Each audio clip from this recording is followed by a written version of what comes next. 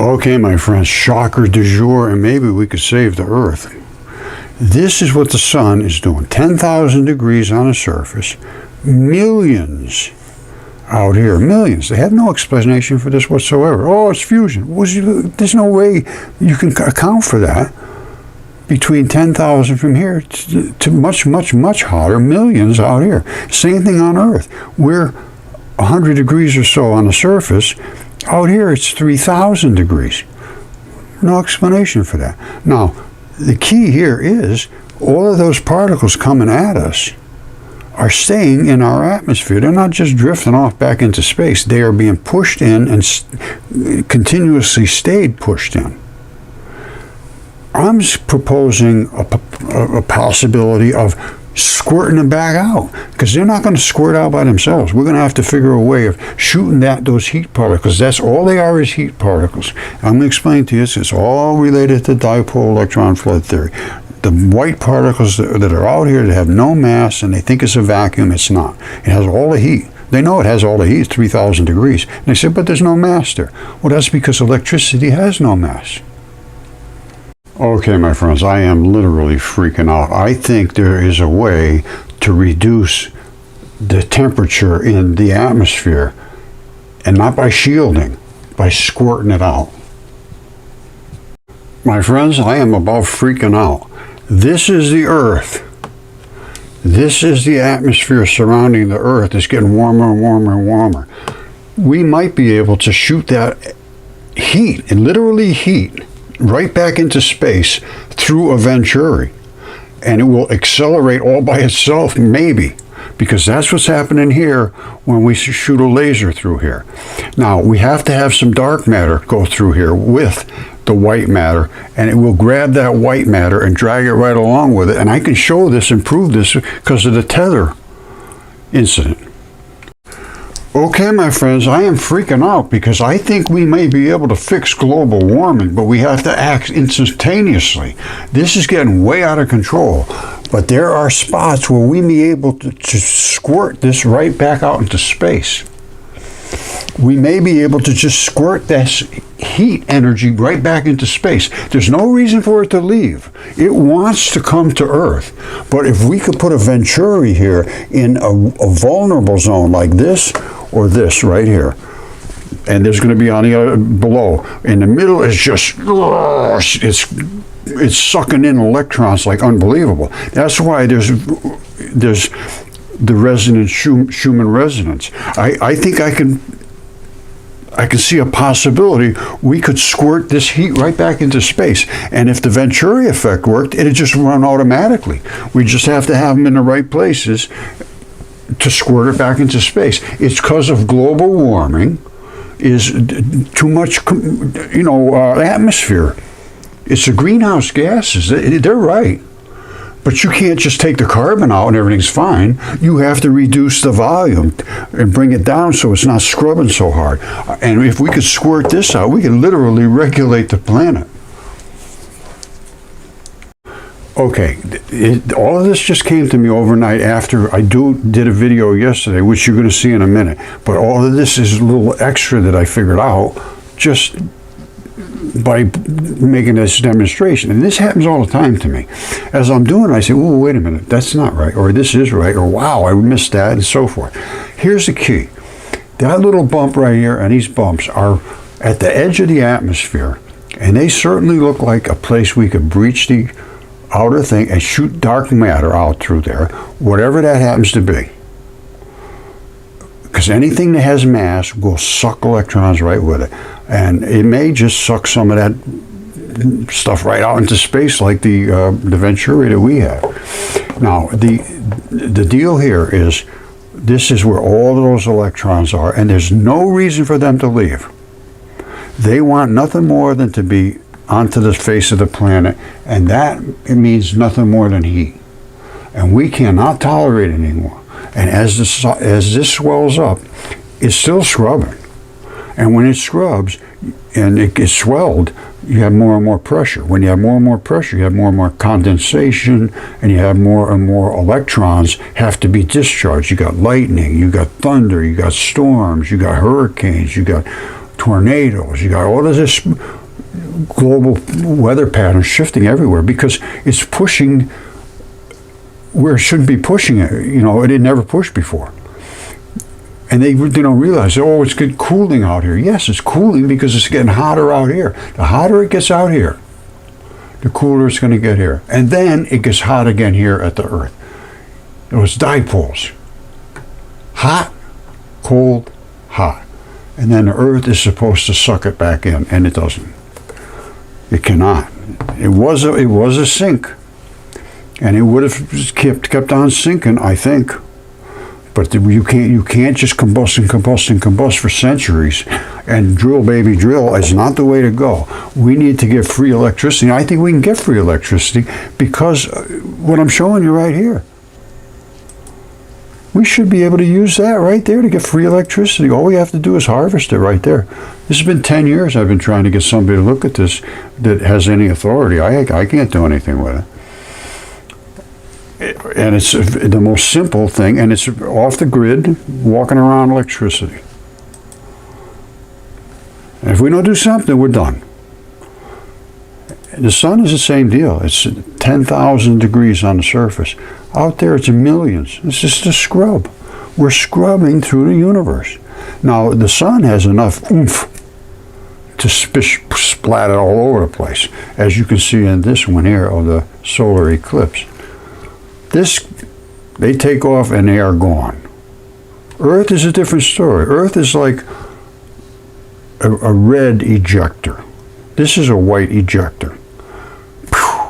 When they go, they go.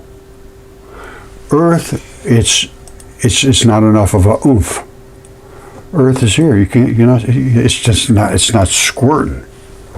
The sun squirts. The Earth sort of just hang around, no problem. No, not the sun. Get the hell out of here. And out here, though, we're still hot. And it's scrubbing, but it's condensed. It's not just drifting off into space, because every one of those particles wants to be into this Earth to warm it up. It wants to be part of this, to some reason, to join back to the dark matter. And this is dark matter. The other stuff has no mass. You want to see that? Yes, you do. I'll show you. It has no mass. Because an atomic bomb is literally a big ball of dark matter with a ton of white matter attached to it, and then crushed, and then exploded inwards and out. And then it's just, all the white particles go first. Then the black follows it. I'll show you right now. Okay, this is going to be good. That's an atomic bomb blast experiment. The house was fine, and then it exploded after the atomic bomb went off. Now, what happened before all of that stuff goes flying? If I'm right, all the white particles will hit first. And what have the white particles? They're just energy. There's no mass to them. Well, what does that mean? If they're only energy, they're going to burn things, just like a burn through a wire. That's what happens when you have just a lot of electricity and no mass. In the house, when you run electricity through your house, it changes no weight whatsoever. You run it through all kinds of devices, it changes no weight whatsoever. When you run your car, if it's an electric car, you fill it up with electricity, it doesn't change any weight. You drive all day long, doesn't change weight. You fill it back up, doesn't change weight. Where did all that energy come from? It comes from the white particles, not from the black ones, but these are the black ones. These have the mass, so the white has no mass. If you fill up your car and it doesn't change, it means you didn't add any mass. You added electricity. Well, can we see that happening from this atomic bomb blast? We should be able to see it, and guess what? We can. So let's go back. Don't forget, this is Atom Central. Outstanding. Now, I'm going to go back right here. This is they're setting it all up. The truck here, they're just bringing all the equipment and monitoring everything. They have telephone poles and transformers and all this. Regular house. Boom, it's going to go off. Now, I am going to slow this puppy down. We're going to go to 25% because it's already slow, I think. Well, I know it is. But anyway, here goes. All right, they're going to get all this stuff out. Now, as soon as it goes off, what do we see? Blistering white light. And what do you see here? I just paused it. The house is just burning up. That house didn't go anywhere. Not a single thing moved, not even a dust particle. Nothing, zero. No dust moved, nothing. The house is just combusting. Because these fields that are these little tiny fields, only the electrons, the white particles, are crashing there.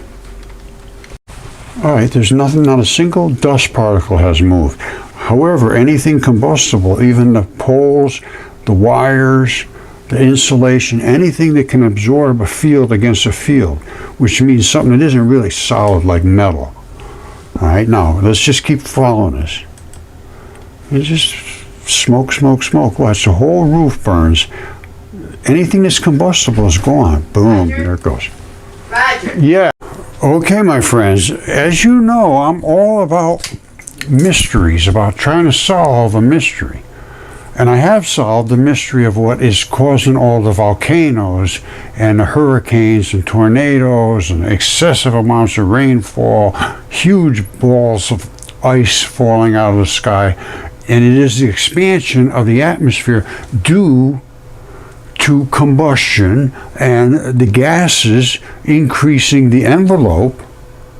And as we scrub through space, it gets hotter and hotter out there. It's over 3,000 degrees on the very outside. Now, as I'm thinking to myself, there's nothing you can do, there's nothing you can do. Maybe I shouldn't even tell people. However, I started to think, yes, there is something we could do. But it would require an unbelievable effort. The atmosphere way out at the ionosphere is just nothing but electricity. That's all it is a white part of electricity. It's just the same thing that you would put in your battery. And it's not going to go out into space. It's being pushed down. However, it could be nudged into space, maybe. And if we could put a funnel going right out through space and squirt out all that extra white particles, is exactly what it is white particles. If we could shoot them out through a Venturi, forcing them in with dark matter, and I'm going to show you this, and it may be possible. As I started to think about it, I don't like things that aren't solved. You know, I understand what's going on, but I came to a point. I said, there's nothing that can be done. This is the end of the world, and it's still. I don't think we can do it, but it's the only thing I can think of. What they're doing now is causing more damage than good. If they are spraying stuff in the skies, I don't know if they are. Everybody's, they're conspiracy. I don't know. You don't know either. So don't tell me they are. Don't tell me they aren't. Nobody knows. You see all these things, but those are vapor trails, and that's just, who knows what it is. However, if we could shoot those white particles out, they don't even know they exist. They think it's almost a vacuum. It's not a vacuum. It's just that the white particles have no mass. They're just massless, but that's why it's so hot out there. They say it's really hot, but there's nothing there. Of course there's something there. It's hot because the white part of the dipole is in that layer. And if we can squirt it out through the top, because right now it's being crushed down by the particles in space we're scrubbing through. I'm going to demonstrate it right to you right now. I think this just might work. They claim this is a vacuum almost a complete vacuum. There's no matter here. Well, that's because electricity, the heat, has no mass. There's no mass. You fill up your car with electricity and it gains no weight whatsoever. There's no mass there. But there's a lot of burn. And your car can run for 500 miles and it never changes weight. There's no weight. But it can't get out because it's scrubbing against the particles that are coming at us from space. But if we, on the other side of the Earth, we could shoot I'll show you what might work. This is the best chance I could ever think of. Otherwise, we're done. This is getting hotter and hotter and hotter. It gets more and more and more out there. That means you get more and more pressure down here. So it gets hotter than hell up here. It's over 3,000 degrees. And then at the dipole line, it goes down to below 100 degrees minus. So that's over 3,000 and change difference in that separation layer. So that gets extremely cold. And it's getting colder because that's getting hotter. So that gets colder and it condenses more. So the rain that is there, the condensations turn into basketball chunks of ice. And then below that, it gets hot again. And that's where we are. So it's hotter than hell, extremely cold, and then back to hot again. And then the Earth is supposed to absorb it, and it just can't do it. It's overheated now, and we're having terrible problems with this. So we have to get this heat out, and I think the only chance I can see is to do it this way. Okay, this is extremely simple. Dipole electron flood theory says that all the black goes to the center and attracts all the white and it surrounds it. So when a atomic bomb goes off, they have so much white surrounding the black that it's unstable. And then they surround that and pressurize it, and then they explode it inward. When they do, instead of these little particles being 1839 in a little ball, every one of them takes off on its own, and you get this absolutely enormous, and they all become electrical, just electric, the white electricity first. Then comes the dark and takes it off. Just watch what happens. It's an atomic bomb. Boom. You see what you see? I just stopped it. Nothing but brilliant whiteness. Now watch all the poles, watch everything. It's going to just burn up. Nothing moves. There's no mass to this. That's why they don't see the mass in the ionosphere. That's all the heat. We need to push that heat out of our ionosphere. Boom, there comes the black. The black is the only thing that has any mass. We're pretty much loaded with black matter and coated with the white. The white is inside of us too, yes. It's an energy source, no question whatsoever. But the black is always inside the white. That's why we call it dark matter if we've never seen it. So hopefully you understand what you just saw. The house burnt down, just like that. And then the black came back. And the reason was, like I said, the whole thing here is just a big ball of white glowing, just terrible amount of white energy. But that part has no mass. And then inside is the black. That has the mass. When the whole thing went off, the black comes out and pushes that white like a big field in front of it, which it burnt it all up, and then the house got knocked down. And I can show you this exact same situation. And not only that, I can show you that we can completely separate the white from the black. This time the black is pushing the white. I'm going to show you that happen right now. You see this? This is exactly what you just saw. Right there is the atomic bomb. Identical, no difference whatsoever. The particles of light, which are the black and the white, you see it, the black and the white? They were fused together here because they're light, they're matter. Here you separate the white from the black. Some of the black came through, and in this particular Venturi, and some other Venturis are tight enough that you can't get any black through. So all you have is white. So instead of seeing this, all you see is brilliant white, and I'll show you that right now. As this light accelerates, you see that? That's light accelerating this way into that Venturi, which is a passive device. It takes no energy to do this whatsoever. It happens just like a hose. And when it hits here, the black, in this particular case, the black can't get through at all. So instead of us seeing those waves coming out like this with the black pushing, all we see is white, and the black comes right back attached to it. That's what entanglement is. There is no entanglement across the universe. It's just not that correct. They need to understand dipole electron flood theory. And we actually could push the heat out, I think, at night on the other side of the planet, and it would have to be continuously in the darkness squirting it out. Let me show you what my plan would be. All right, pretty much you have to trust that we are in a galaxy spinning around like this. So we're being dragged forward on the arm of the Milky Way through all the particles that are in space, and space is 100% saturated with particles. So we are being pulled through there, and in it, we're also spinning. All right, we're spinning and being pulled, and so is the sun. And here is the sun giving off its radiation. All right, this is a solar eclipse. So the moon is covering the sun, and all we're seeing is the radiation. Now, you see red, red, red. It's turning this way and impacting here and making more energetic here. This is the trail off. So I'm pretty confident saying that it's spinning this way and moving that way, the sun. So the sun is spinning this way, moving that way. There's the poles. Anytime you have a sphere moving in a certain direction, it will create a magnetic field like that, up, straight, up, and down, if it's spinning. If it's not spinning, there's no magnetic field.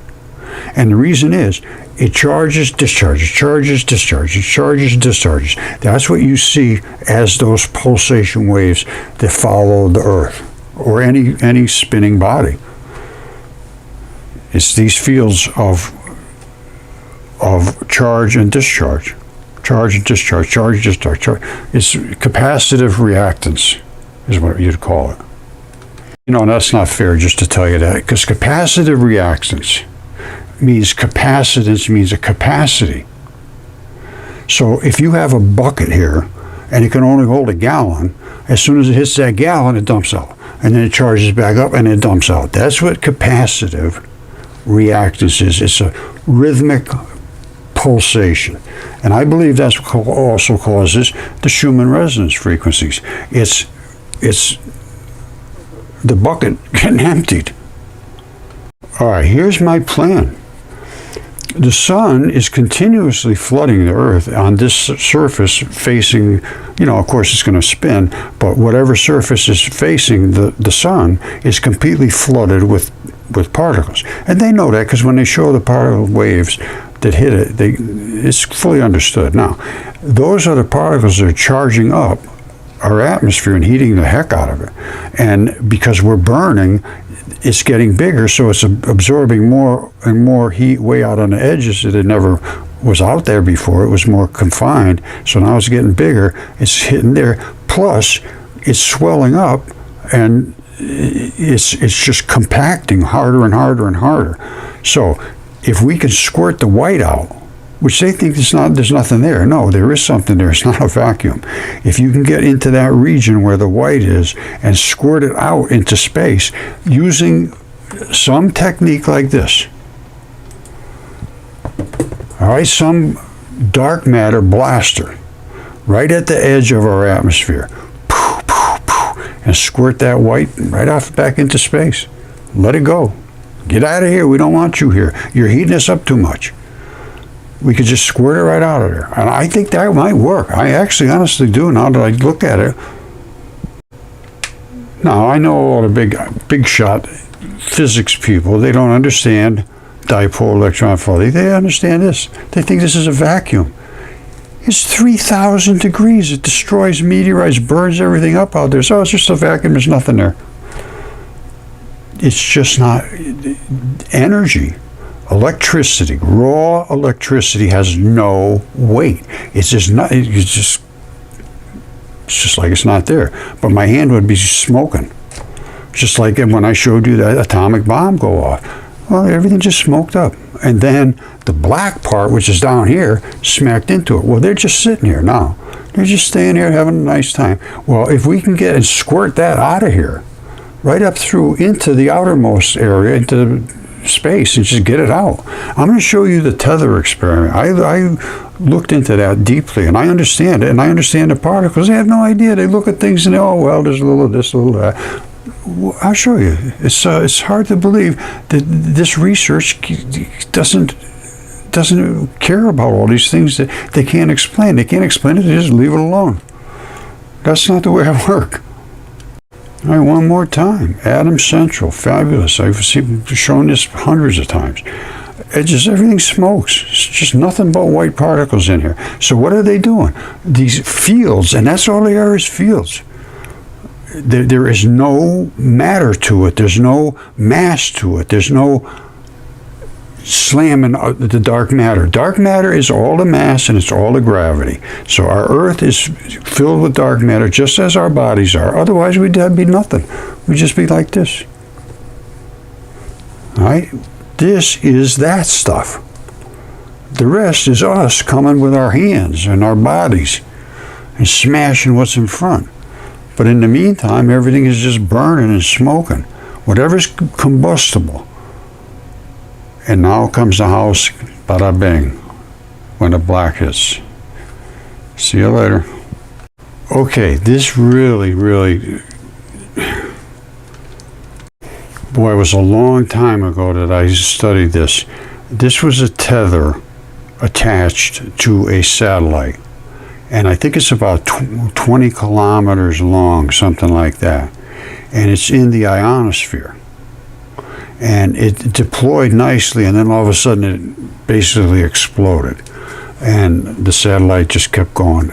And it was like 3,500 volts and a lot of amperage, because there's nothing but electricity here. It wanted to attach to the dark matter here. The white desperately seeks dark matter. So maybe we could shoot dark matter out into space somehow and let the white chase after it somehow, or just push it like I showed you with that other example where the black was pushing the white ahead of it. And we did that with a simple pulsed laser. All right, there it is right there. Bam, bam, bam, bam, bam, bam. And the white is in front of the black, and the black is just pushing it out of the way. So you got your outer atmosphere here, and you just squirt that stuff right through it. Once it gets out there, it's gone. It's not going to come back this way. The only reason it's coming this way is because it's being shot out of the sun. All right, it's not, we're going to get a little stray here and there, but nothing. It's the same stuff you see at night. At night is what you see, is what the stray stuff would be. During the day, this is not stray. This is straight right against us. And that's what's impacting here. But if we could take it around the other side and squirt it back out, that actually could work. It's the only thing I can think of to work. There's nothing that they're thinking about that we're going to take carbon out. So what? So what? It's the gases. Carbon is attached to the oxygen, yes. Which makes a big, huge gas, yes. You take the carbon out, you still got gas. You need to have that carbon attached to something solid so it makes a block of stone or something. Once you turn that into gases, you've got a house full of pressure going outwards. And that's what we got right now. It's going crazy. That might work. Okay, I'm going to show you the actual particles in a moment that are in space that they were filming when they were doing this tether experiment. Now this goes way back to 1996, and they had a satellite and they strung out this big long thread, basically just a thread. Not big, very small, and it ran 12.8 miles, 20 kilometers. And it was attached to the satellite. Now, here's what they did. They were looking to see what this electrodynamic effects are in the ionosphere. And that's all it is the white particles. It's just nothing more than the mass of white.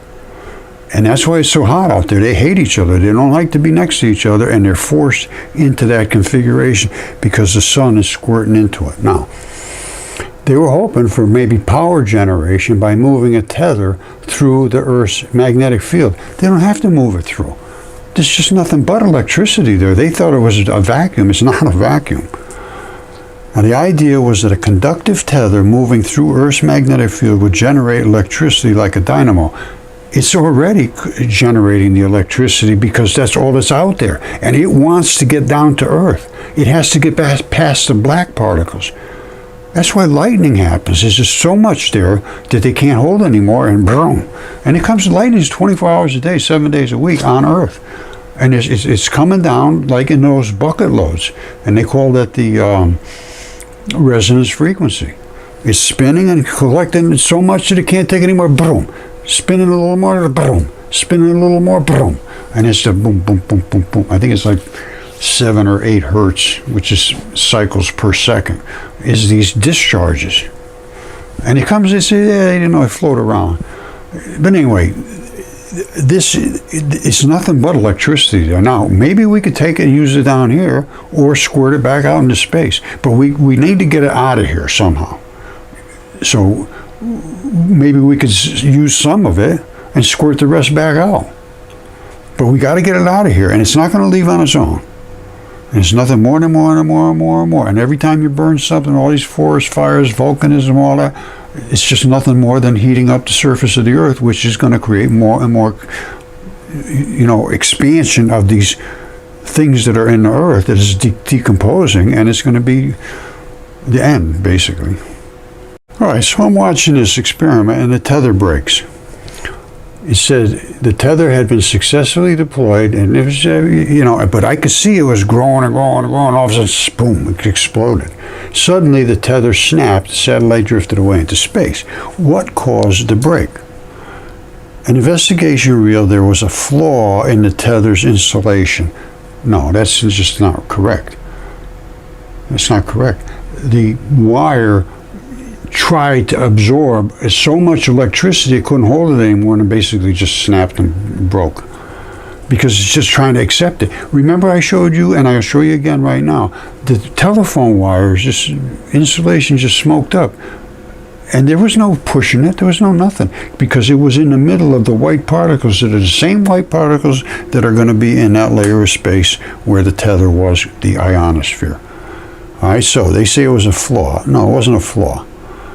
It said it allowed ionized gases from the atmosphere to arc electricity through the insulation. It didn't arc it through, it just collected so much of it that it got through the insulation. It couldn't hold, the insulation wasn't enough. It was going to collect more and more and more. And they actually said, it seems to be much bigger than we expected. They expected a little tiny wire, which yes, but when you look at it, a 20-mile long tether, the thing's like this big around.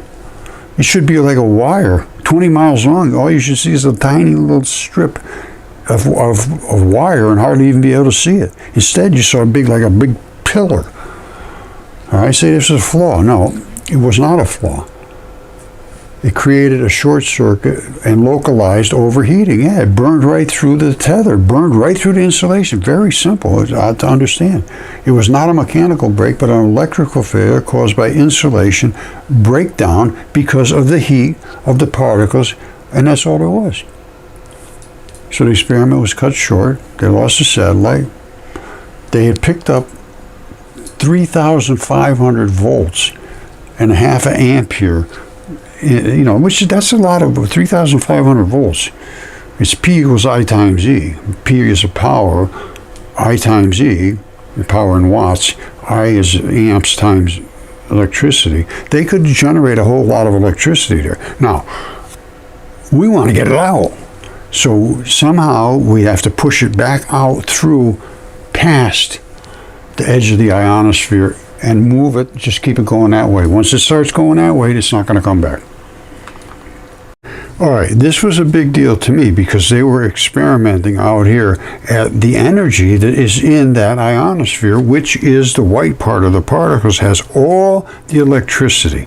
This is where lightning is created out here. So I'm watching this. Now, they ran a wire that is just like a wire, a thin wire. It couldn't be very big. And it just started glowing like crazy. Look at this. This is almost, I don't know, 12 miles long, something like that. Just think about how big that energy ball is around here. It's like, it's got to be half a mile wide of energy that's around that wire. And eventually it got so hot that it burnt right into the wire and just burnt it up, and it lost contact. You know, the more I look at it, the more I think this might even be easy. This is where our current situation is. There's the Earth with all the atmosphere around it. And what's happening here is we are scrubbing through space. The Earth is spinning. It's a globe. It's being ripped on the arm of the Milky Way and spinning at the same time. So there's a lot of turbulence up here. Now that area is expanding, and it is extremely hot. It's over 3,000, 4,000 degrees out there. And then after you come down a little, it gets way, way, way cold. But the outside layer is extremely hot. And they just don't understand it. It's because we are being impacted by all of these particles that are nothing but energy. Now, some of that energy stops right here, and some of it comes down to the Earth. But what stops here is the white particles. And they collect in there, and they have no mass. They say it's almost like total vacuum. No, it's not a total vacuum. It's filled with these fields. They just have no weight, no mass. These fields are electricity. They end up turning into lightning. And it's what's called capacitive discharge, capacitive reactance. It charges up and discharges, charges up. That's the Schumann resonance. As it charges, scrubbing 7 times or 8 times a second. It goes, burp, burp, burp, burp, burp, burp. And the reason it's discharging all around the Earth, there's lightning everywhere on Earth, continuously, because this layer is filling up. And what layer? I'll show you the layer right here. This is the layer that's filling up right there. That is the ionosphere. You don't see a whole lot of anything there because it's not reacting with anything at the moment. All right, it's just charged particles. And they say there's nothing there. No, it's 100% saturated. And that's why it's so hot there, because that's all that's there is the charged particles. And they have huge amounts of energy. And I can show you this and prove this with the tether experiment I'm going to show you right now. But here is my proposal. And I think we can do this. You see how this is bumped up here and bumped up over here? The Earth is spinning like this. So you got spots here, and here is just nothing but glow, because the sun is, more or less on the other side. It's hitting here or hitting here. I'm not sure which, but this is where your atmosphere is. Now, there's a layer at the very edge of the atmosphere, extremely charged up. So it charges up, discharges, charges up, discharges. So you end up with sort of a uniform amount of particles here, but there'll be regions where it's scrubbing harder than other areas where you get real tons of lightning and all that, and that's happening continuously in Tornado Alley, and it's getting worse and worse and worse every day, and it's not going to get better until we can get rid of some of these extra particles. And if we can shoot them off here back into space, they'll go. They have no reason to go back. They want to come down to Earth. That's their mission. Those white particles are here to come down to Earth, and they will grab around anything that has mass, and Earth has a mass. And when they put the tether experiment out there, it has a particle with mass, a little tiny wire, and that wire grew to be a mile big with electrons. Where do you see it? It blew my mind. Okay, it all boils down to dipole electron flood theory. Out here is the hottest place in our atmosphere. It's like 4,000 degrees. 4,000 degrees. There's no explanation for that. Just below, it's minus 100 degrees. That's the dipole. Hot, cold. And the cold starts into where you have dark matter. There's no dark matter out there to speak of. That's why they say, oh, it's a vacuum. It's not a vacuum. There's just no dark matter. Dark matter is the substance. This is all dark matter everywhere. This has no dark matter attached to it. Okay, this is so simple, it's unbelievable. This is the Earth, okay? And it's going to have an envelope around here, which is going to be the atmosphere. At the very edge of the atmosphere, you get up to here. So here's the Earth, just like this. This is the atmosphere, this is the atmosphere. So what is in this atmosphere? Well, let's take a look. Let's go to the very outside. Beyond the ionosphere, which is just nothing but particles. They say there's a vacuum, but it can go up to 4,000 degrees Fahrenheit up here. And they say it's virtually a vacuum. It's not, because they're only ions. Ions are just the white glowy part. Exactly what you put in a car or anything, or electricity. When you use that electricity, nothing changes the weight. You fill your car up with the juice that's right in here. If you could get that juice, you could push it into your car, and your car wouldn't change weight.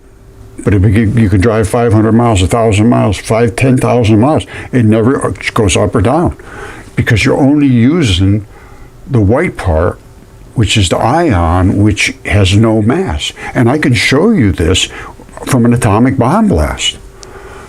Directly below the white part of the dipole, because this is nothing more than a dipole layer around the Earth.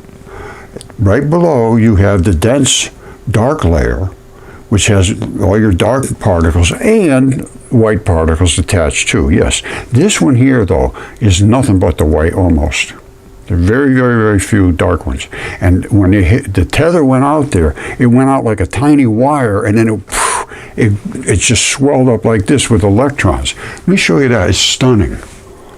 Now, I could prove this with the tether, that all of those white particles are attracted to that wire, which has mass, which has the dark particles. White ones zoom, as if anywhere they can find to attach to something that has mass, they will, boom, attack it. And that's what we're seeing here. These particles out here are something, there's a mass in the center that the white particles are trying to jam each other in. And you see them glowing and bouncing like this. They're attacking each other to try to get to that white matter, the dark matter in the center, which is what electricity is. And the dark is, we consider it to be ground, and which is our Earth. All right, so what's happening here, this thing here, I did the calculations on there, how wide it is compared to how the length, and it's approximately 11 times wider. I mean, 11 times longer than it is wide. So what does that mean? How long is it? It's 12 miles long.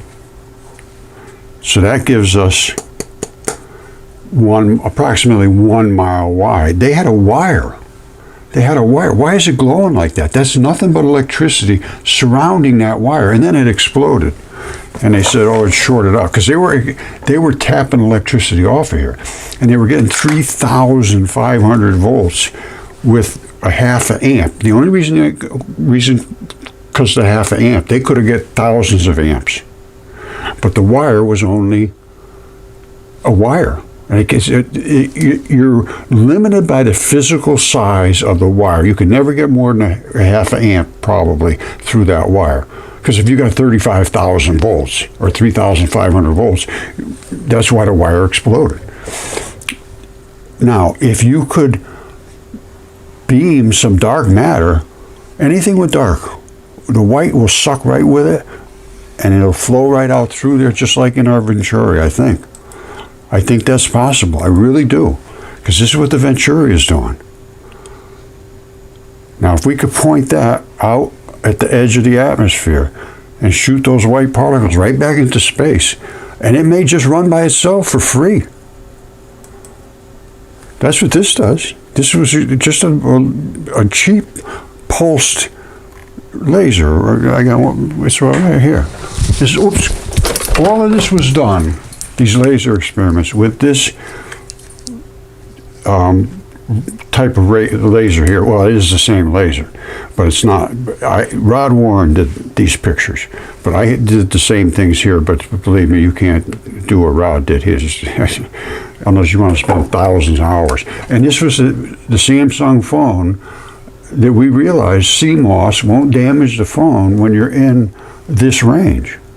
They said, no, you destroy your... I went to the University of Geneva to show them what we did. And we ended up having sort of not an argument, but I tried to explain to them, to the professors, that we were seeing these, and they're light particles, and these are the photons. And the discussion was, you can't do that because this kind of radiation, you destroy the CMOS. I said, actually, the CMOS itself is designed to see this. It's not designed to see things like this. It's designed to see onesies and twosies, tops, well, onesies, and halfsies. We never get it. They're hitting things like this, and then they just get a whole batch of debris. So this is it. This is what we use to do all this research. And of course, there's other lasers, and we had some other people, but Rod was he's the top dog. And here's what happened: is the black particles separated from the white, and that's all the white wants to do is come back to the black. That's why through ground, lightning is this. Lightning is this. Electricity is this. Static is this. Ground is this. Ground is the attached particles together, and they make up into a ball of matter like this. Each one of these has a plus and a minus. And when you add them all together, all the pluses go to the center as black particles. They're inside there, wrapped up, completely wrapped up.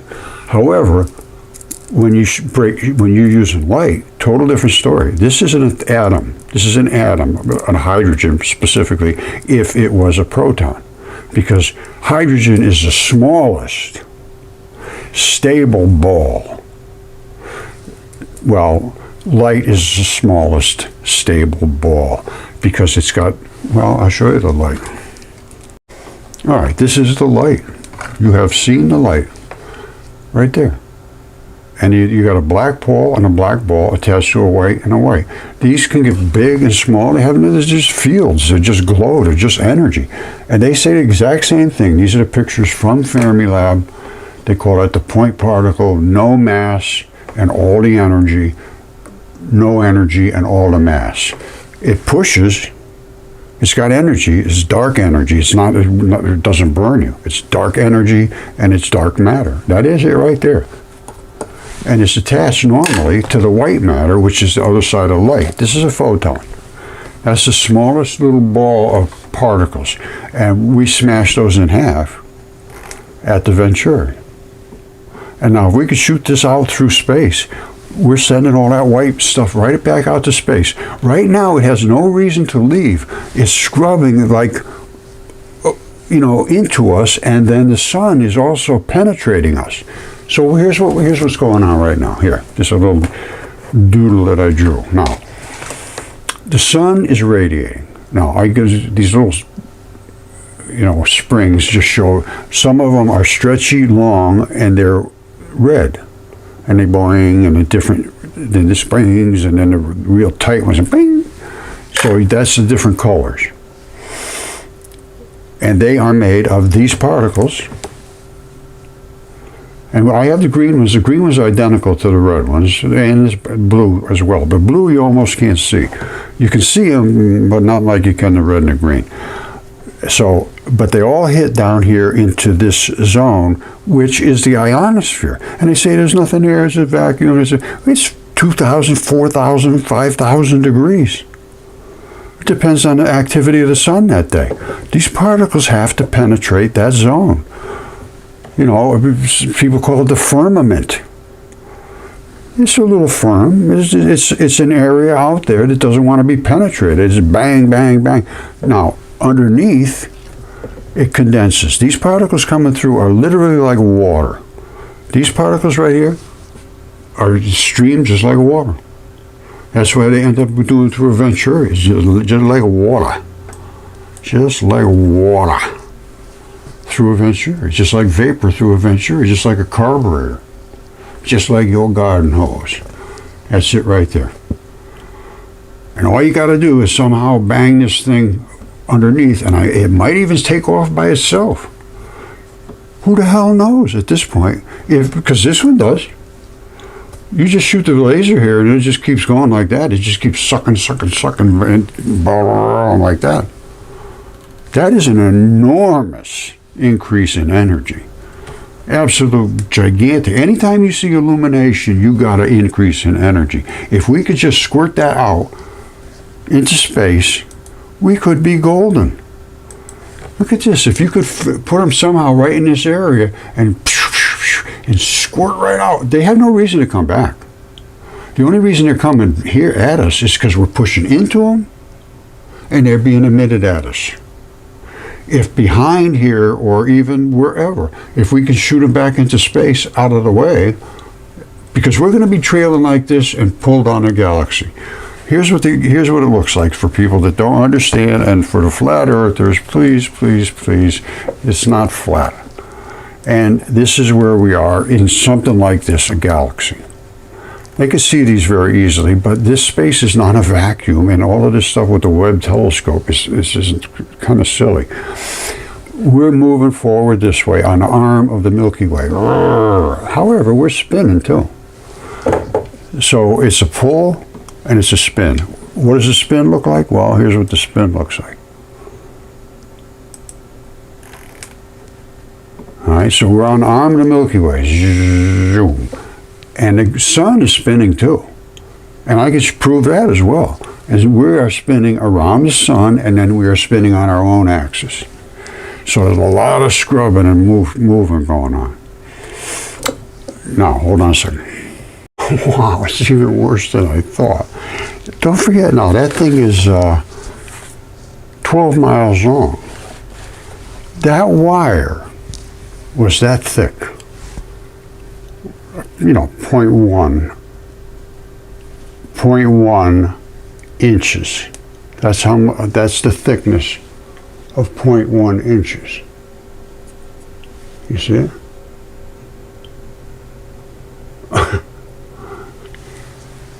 You know how wide that glow is? That glow is approximately 1 mile wide. From this to a mile wide. You know how many electrons? Because there's nothing but glowy that's attracted to that. There is nothing out there, basically. This is the ionosphere. It's supposed to be a virtual vacuum. And it's completely coated with these up to a mile wide. Now, if we could shoot somehow squirt those with a cable into space and get them away. And I showed you that one spot. It looks like there might be some vulnerable spots on the Earth. We had some unbelievable pictures. I get stuff from people that is just absolutely stunning. And like I say, where was it? I think there's some places where we might be able to harvest up some darkish stuff and just squirt it out in a pulsation, and it's basically a vibration, because all you're doing is slapping the white particles. Exactly what we did, because this is what this does. It's a pulsed red laser, very fast, and then it bounces back and it receives it, and it says, okay, you're 2 feet away, you're 1 foot away, that type of thing. And it can measure the distance of the pulsation. That's what this does. So it's a pulse, and what it does is slaps. And I can show you that happening. And if we can kick that white into space, it's gone. This is some stunning stuff. This took me a long time to figure this one out. The particle's coming this way, and it's concussing into its own reverse waves. They talk about, oh, light can go both ways. Yes, it's bouncing. It's bouncing from here back, but it's squirting the white out through here because of the Venturis. Now, they were just banging into something and seeing it. This is like unbelievably cool. This is light. You see, I showed you the red laser particles, which are they're nothing more than photons, only they're spinning slower. These are spinning fast, but they always spin straight up and down, even though it's going that direction. It's not spinning this way, it's still spinning this way. And they call it an upspin and downspin. There it is right there. It's going on this angle, but it's still keeping its polarity towards the Earth. These are Higgs, and they show up when the black and the white particles reform, but they also show up as they concuss. These are fields. They're just coming back into a field. Every particle has its own field, and now they're coming back into their own fields. But they started out as a field on the other side too. This is from out coming straight through there and recombining back into magnetic fields. Before they hit here, they were magnetic fields on the other side, which is nothing more than light. All right, I just showed you these things forming these light particles. That's on the other side of the Venturis. We're on this side, and we have the same fields. It goes field to field. You see that? The only reason you can see this field here is because it's now beginning to accelerate towards the Venturi. You don't see these fields because there's not enough concussion to them. This is stretching through the Venturi. These fields are here. They're all everywhere. Everywhere, everywhere, everywhere. So all light has that field in its beginning form, and we crushed it down almost into nothing, and it pops out the other side. Only the white part, the black part, bangs off. And it gets slap, slap, slap, slap. And this is what we have to do right out there at the edge of our atmosphere. One little bump that's sticking up there. If we can get right up close to it and do something, slap, slap, slap, and out it goes. Because it has no weight, and once it goes in that one direction, if it's moving, we're going to be okay. All right, it shouldn't turn around and come back. Well, it will until you get far enough away. If you can get it moving fast enough. The red may not. The red may still hang around. But if you can get it into the white or the blue or even the green, it just should keep going. I'll show you the difference between the speed of the red and the speed of the green. And the speed of the blue is even way more.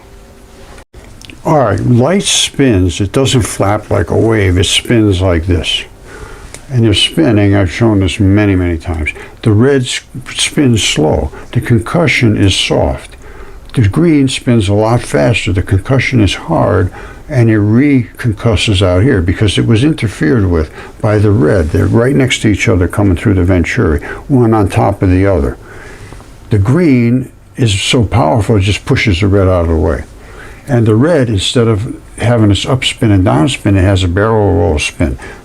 I don't think anybody's ever seen that before. It's rolling. It's because this one's so fast, it hits the white particle and spins, or the black particle, I guess the black particle. The white particle has no mass. It's just energy. And that is a lot of energy. Now the blue one is even much more energetic. The blue one, you can't even tell it's two particles. See, did I show you this? I think I did. That's clearly a photon. And this is getting ready to flip because the bottom part is charging. And it's going to flip. And then the one from behind comes forward. You see how the bottom one's whiter than the top? A little hard to see. But it's in the process of flipping. Now, so you got your green, you got your red. I showed you the red. They know about this. They know about it, but they have it backwards. This is there's nothing there more than a field. That's where all the matter is, the dark matter. And we are literally made out of dark matter. Otherwise, you go like this, and you wouldn't even know we're here. And that's because of the atomic bomb blast. I'll show you that. And this is what the Russians did in space. I contacted them about this, and I contacted Fermilab too, but it didn't work out too well. The Russians were nice. Anyway, during the experiment, we contacted the Earth guys who couldn't believe it either. A dark hole appeared in these charged particles. Why would that happen? Well, I know why, because same thing we were showing in our experiments. You can separate the black from the white. And the Russians found DNA strands, it looks like to me, start to configure in cryogenic, which means extremely cold. The particles just turn into this. I don't know, things are a lot different than we thought, my friends. Plus, this is not empty space. The Webb telescope, I'm not sure what they're, the claim is that space has to be a vacuum for that Webb telescope to have any value whatsoever. So obviously it's not going to show what they think it shows. The distance in space is based on the total light never slows down. You can see all these bumps slow down. And some of this stuff I think is very close, because when you look at it, like this one here,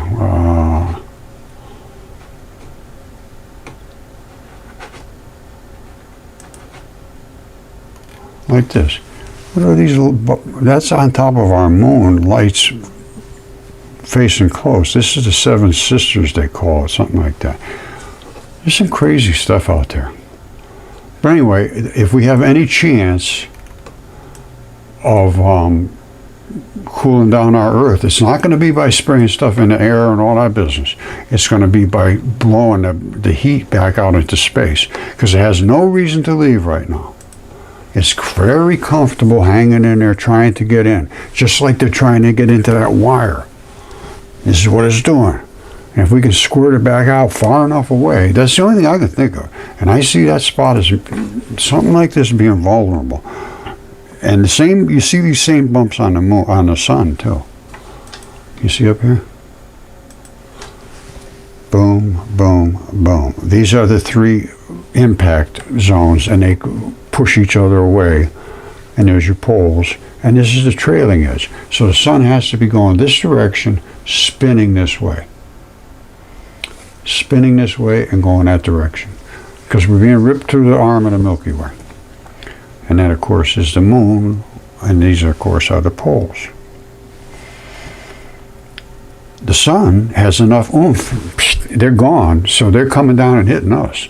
Now, if we could give us enough oomph, slapping our particles right at the edge of our atmosphere, it's gone. We get out here, some, whatever, something out there, lasers, you start shooting them out through here. They'd have to be just below the layer. Let me just lay it out quick. Hold on. I think this is going to be easy. They would have to be in this zone here, because this is where this is where the most dense particles are. And the dark matter starts here in denseness. You have to shoot it out strong enough that it could penetrate that, and it might just go out and keep sucking that white right with it, because the white will follow it. If that black is going through there, the white is going to go right with it. And that's what we got to get rid of, is that white. If we could somehow shoot a big laser cannon right through there, because the laser is light, okay? Follow me through on this. When we shoot that light, the laser back here has the black and the white. Now, this particular Venturi allowed just a smidge of black. So we can see the white preceding it. They're totally separate. And that's all the heat. Now, if we can squirt something like that out through space, and the Earth is back here somewhere, and it gets far enough out here where it's not attracted back, and the black will just keep going. I think the black would pretty much just keep going, and whatever's in front of it is going to go with it. So here we are, looking at something like this. Right down here is where that squirter is going to be. All right, the dark matter goes through the empty, what they call empty space, and it just sucks all those white particles with it out here. Now, if we can keep slapping it and slapping it and slapping it, what we did with the Venturi, it may never come back. But right now, to put particles into space, that's just not the solution. We have to reduce the number of electrons out here. That would bring down the static discharge, which is the lightning, basically. This is the Schumann resonance. I think I talked about this, maybe I did not. It's about 8 cycles per second, which means it's charge, discharge, charge. It's like filling a bucket and dumping it, filling it, dumping it, filling it, and dumping it, 7-8 times a second. It charges up, discharges, charges up, discharges. It's called capacitive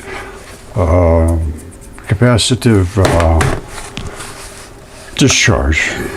It's a cycle. It'll absorb so much, and that's it. Poof. Absorb, poof. And that's why if you get those big solar storms, it fluctuates. It gives you a little extra bump because it's taking in too much. Well, it's taking in more than normal. And that gives you a little frequency increase. But then it settles back down because it's just the normal scrub of going through things, unless you get a big blast again. I think this is going to be easy. But we got to get something right out there underneath the layer where we still got plenty of mass. Squirt it right out, and vayos con Dios.